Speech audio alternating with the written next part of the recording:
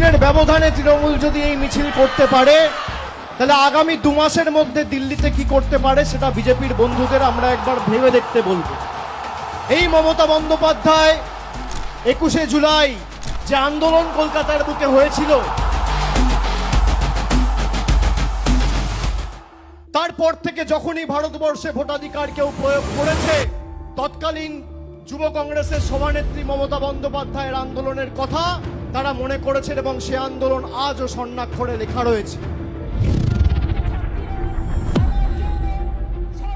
জননেত্রী মমতা বন্দ্যোপাধ্যায়ের ইতিহাসের পাতায় চোখ রাখলে যে সকল সংগ্রামের উত্তাপ আজও আমাদের উজ্জীবিত করে, তার মধ্যে 1993 সালের 21শে জুলাই অন্যতম। সিপিআইএম এর সেই রক্তচক্ষুকে উপেক্ষা করে বাংলার অগ্নিকন্যা মমতা বন্দ্যোপাধ্যায় নির্বাচনী প্রক্রিয়ায় স্বচ্ছতা আনার জন্য সচিত্র পরিচয়পত্রের দাবিতে মহাকরণ অভিযানের ডাক দেন। অর্থাৎ no EPIC card no vote.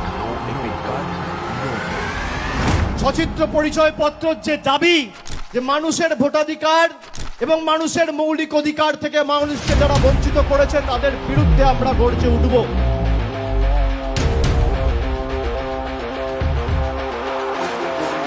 তেরো জন তরতাজা যুবক সেই দিন 21শে জুলাই প্রাণ দিয়েছিল। কলকাতার মেয়র রোড ও রেড রোড চত্বরে অগ্নিগর্ভ পরিস্থিতি তৈরি হয়। নির্দ্বিধায় পুলিশ গুলি চালাতে শুরু করে।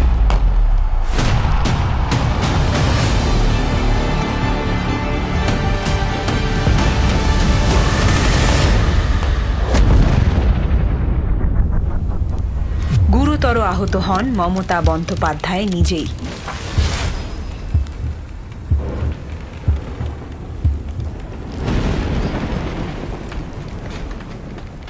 প্রাণ হারান 13 জন নিরপরাধ মানুষ, আহত হন 200-র বেশি। নেত্রীকে আমি শ্রদ্ধা জানিয়ে তার অনুমতি চেয়ে আমি আপনাদের বলছি, আগামী দিন তৃণমূল কংগ্রেস দিল্লি যাবে এবং এসআইআর এর প্রতিবাদে বাংলার ক্ষমতা কি সারা ভারতবর্ষকে দেখাবে।